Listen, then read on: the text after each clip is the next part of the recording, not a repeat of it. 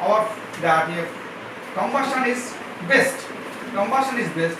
So this is 1.1 to 1.2 where our combustion is the best. That means at that condition it is a rich mixture, slightly rich mixture, slightly rich mixture. At that time our temperature is maximum. So if the temperature is maximum, what I know, Q is equal to UA del T. UA del T. If the gas temperature is maximum, so this is the Tg minus T fluid. Or so if the gas temperature is maximum at this rich mixture, so heat transfer will be also maximum. So, okay. So that means, so when the equivalence ratio is 1.12, that is slightly rich mixture. So if it is a Q, there is a heat reject, there is a heat rejected. Then you will find the curve will be like that. So curve will be like that. So here, if I can operate at the rich mixture, our heat rejected will be maximum. So this will be like curve. If we operate here, our heat rejected is less. That means engine temperature which, that is heat rejected is less. So this point, our heat rejection will be maximum at this point. Now second factor is that, but here obviously you can say, sir, if the engine temperature will also go high. Yes, engine temperature will also slightly go high here, but heat rejection will be maximum here. Second point is the compression ratio. Compression ratio. That means V1 by V2 R. That is the compression ratio R. So obviously we can understand, if we raise the compression ratio, so what is the compression ratio of a Otto cycle? 6 to 10. And what is the compression ratio for a diesel cycle? 16 to 20. So obviously compression ratio of a diesel cycle is more. Now if the compression ratio is more, so that means if the compression ratio is more, if I see my diagram, so this is the piston, so this is the TDC and this is the BDC, this is the BDC. So this volume is V1 and this volume is V2. So V1 by V2 is the compression ratio. If it is a more, if it is a R, V1 is by V2 more, that means V1 is more. V1, that is a V1 is more. So that means at the time of compression, so compression stroke is more. So that means when it is doing the compression, pressure rise will be more. So due to more compression, so let me write here, due to more compression, what will be the gas temperature? Tg will increase. Now, but you can also remember, the exhaust stroke is also long. Exhaust stroke is also long. So due to more exhaust stroke,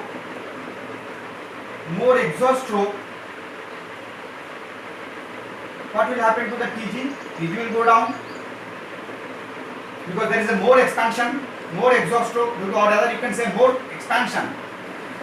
You can write here more expansion in bracket during exhaust stroke, more expansion during exhaust stroke. So gas temperature will happen. What will happen? Ultimately, the effect of this expansion will be more. So gas temperature will go down. So finally, you see what will happen? Tg will go down. Tg will go down. Okay. Now, then if I draw the curve here, what we will see that if it is if this is my Q and this is my compression stroke, so if I increase the compression ratio, I will see gradually the heat rejected will, and after some time it will become steady. So this will be the shape of the with compression ratio. So Q will, we have to increase the R, the Q rejected R will decrease. So this is the, now third effect is that, third parameters is that, third parameters for the heat rejection is the cylinder speed. Cylinder speed.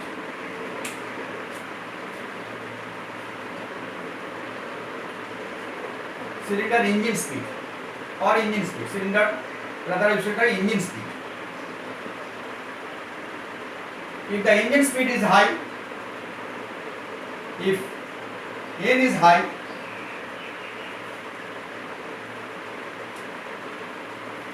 obviously N is high means very rapidly it is, the piston is doing, moving very fast, so there is very less time of heat rejection, so Q rejected will reduce.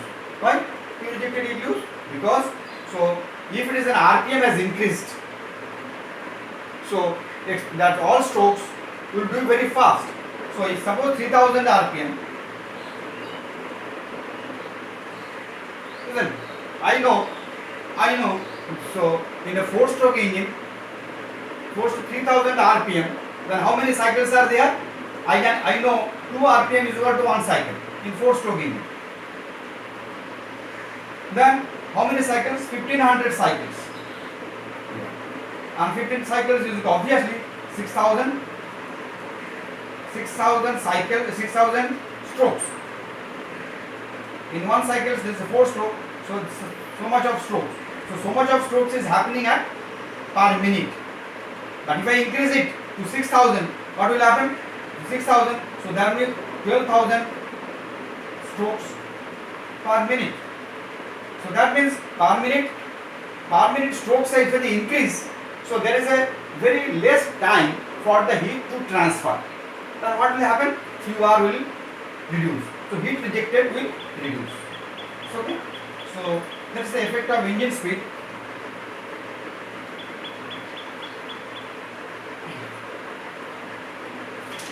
Then this is the main, and other things. If anybody cares, cylinder wall wall temperature, actually cylinder wall temperature, that do not have any significant change in the cooling heat rejectives. So now let us discuss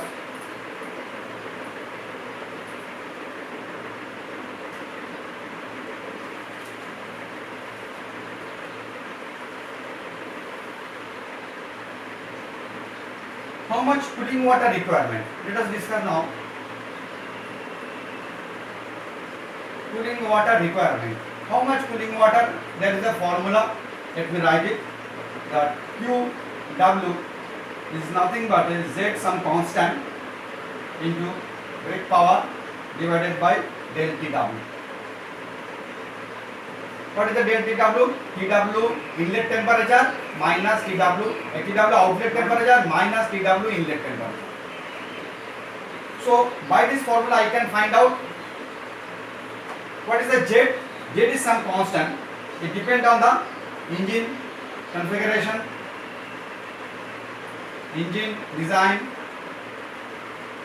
fuel rate, fuel consumptions, so compression ratio, R.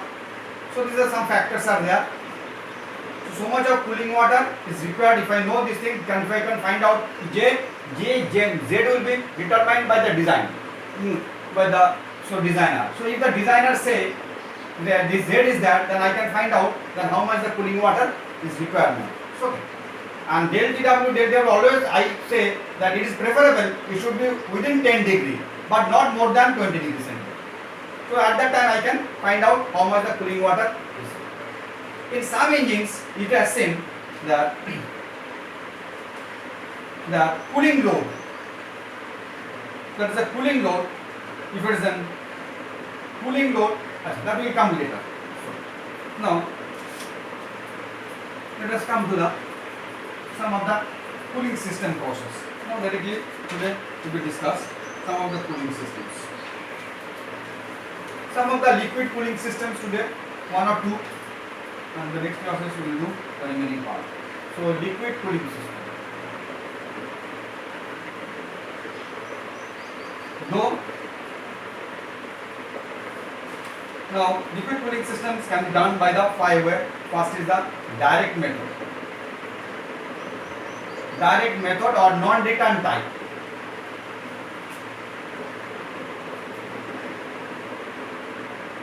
Non-return type. What is that? That engine is there.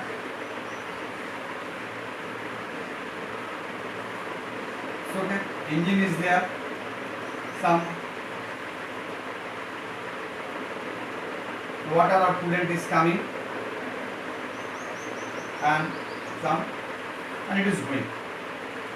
Water output. Simple thing. Water out. This water will not be recirculated. So this is one is taking from some reservoir. The water we are taking from some reservoir, and then we are giving the engine, and engine body takes the heat and it goes to the atmosphere. So that means it is not coming back. So this is a direct method. Then where it can be applied? So any stationary type of engines. Stationary type of engines. So where it is not any car, it cannot be used. So any station type diesel engines there are some engines they are providing the electricity. Diesel generator, all these things. Here I can use this system. You can take the directly cooling systems and I take the systems. Now, next thing is thermosiphonic systems. Next system is the number 2 is the second method is the called thermosiphonic systems.